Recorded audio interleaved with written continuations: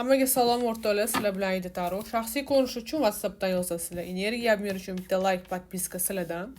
O'rtoqlar, bugun kartamga savolim, aqlimdagi insonim, ya'ni u qaytib keldi, biza yarashdik, lekin niyati qanday? Jiddiymi yoki yana o'yin qiladi, yana yarim yo'lda tashlab ketadi yoki qandaydir yana yo'q narsadan urush janjal chiqib, yana u bilan urushib qolamiz.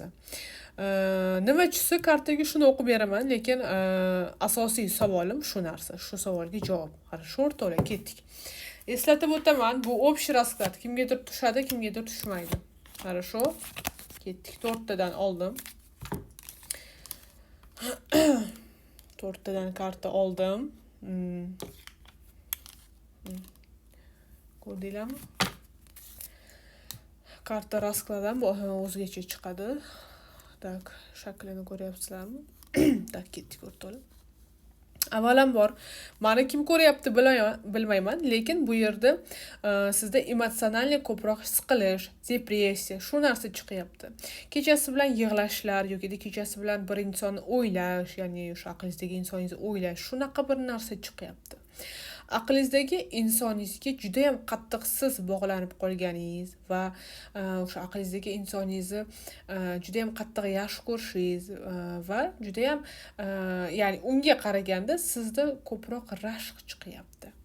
Men bilmayman qanday pozitsiyada oilaviy ayol ko'ryaptimi meni yoki qandaydir turmushga chiqmagan qizlar ko'ryaptimi.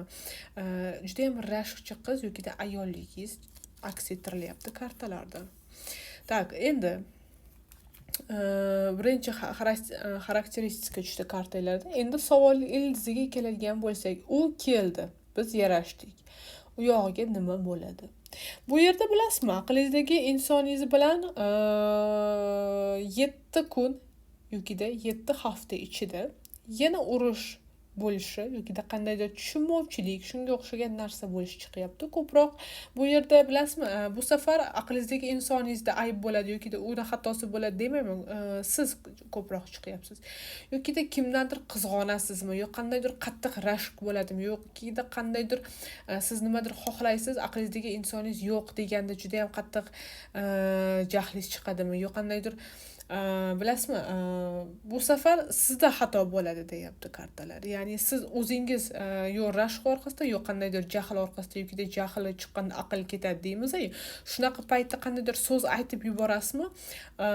Iloji bo'lsa hushyor bo'lasiz, ehtiyot bo'lasiz. 7 kun, 7 hafta ichida juda ham qattiq yana urush janjal bo'lishi chiqyapti, qizlar, ayollar. Tak, пока shular, sog' bo'lamiz o'rtoqlar.